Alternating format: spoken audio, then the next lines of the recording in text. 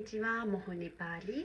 आज चाहिँ म तपाईँहरूलाई कसरी भिजा एप्लाई गर्ने बेलामा चाहिँ रिजर्भेसन लिएर जाने भन्ने विषयमा सिकाउन गइरहेको छु।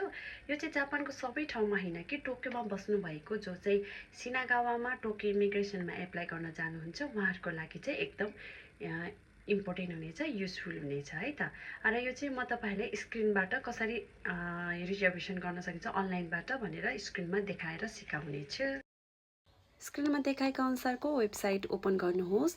ओपन गर्ने बित्तिकै तपाईँले इमेल एड्रेस राख्ने ठाउँ पाउनुहुन्छ। त्यहाँ तपाईँले इमेल एड्रेस टाइप गर्नुहोस्। त्यसपछि आफ्नो इमेल एड्रेसमा गएर हेर्नुहोस्, त्यहाँ लिङ्क आएको हुन्छ, त्यो लिङ्कलाई ओपन गर्नुहोस्। र लिङ्क ओपन गरिसकेपछि चाहिँ तपाईँहरूलाई यो पेज आउँछ, जुन पेजमा चाहिँ ब्लू कलरको दुईवटा लाइन देखाएको छ। फर्स्टमा चाहिँ तपाईँले क्लिक गर्नुहोस्, जहाँ तपाईँले आफ्नो जाइरो कार्डको नम्बर राख्नुपर्ने हुन्छ। जाइरो कार्डको चाहिँ फुल नम्बर हालिसकेपछि चाहिँ यसरी तपाईँलाई डेटहरू अनि कुन मन्थमा कति बजे चाहिँ तपाईँ रिजर्भ गर्न चाहनुहुन्छ त्यो टाइम सेलेक्ट गरिसकेपछि चाहिँ तपाईँ फेरि पनि ग्रिनमा होइन ब्लू कलरमा क्लिक गर्नु, जहाँ चाहिँ तपाईँ जो एप्लाई गर्न जाँदै हुनुहुन्छ उहाँहरूको डिटेल्स राख्न सक्नुहुन्छ। एकचोटि फ्यामिलीहरू एकैचोटि एप्लाई गर्न जाँदै हुनुहुन्छ भनेदेखि फ्यामिलीको डिटेल्स पनि यसमा तपाईँले राख्नुहुन्छ, आफ्नो नाम अनि त्यसपछि जन्म मिति। त्यसपछि जो काउन्टरमा जानुहुन्छ एप्लाईको लागि उहाँको नाम, इमेल एड्रेस अनि फोन नम्बर अनि त्यसपछि जाइरो कार्डको नम्बर राख्नुहोस्। त्यसपछि अलिकति तल जानुभयो भने त्यो रातो अक्षर लेखेको छ, त्यो ब्र्याकेटको चाहिँ सबै स्क्रोल गरेर त्योभन्दा अलिक तलकोलाई चाहिँ क्लिक गर्नुहोस् है त। त्यसपछि त्योभन्दा तलकोलाई ब्लू कलरको खाक्नु सुरु भन्ने लेखेको छ, त्यसलाई क्लिक गर्नुहोस्। त्यसपछि तपाईँले जे लेख्नुभयो त्यसलाई सरर चेक गरेर अनि स्क्रिनसट गर्नुहोस् अनि फेरि पनि टिक लगाएर फेरि यसलाई ब्लू कलरलाई डार्क ब्लूलाई क्लिक गर्नुहोस्। यसो गरिसकेपछि त रिजर्भेसन हुन्छ।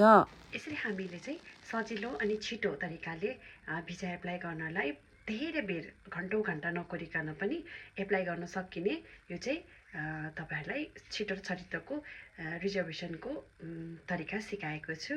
अनि भिजा एप्लाई गर्न मात्रै होइन, भिजा लिने बेलामा पनि हामी रिजर्भेसन गर्न सक्नेछौँ।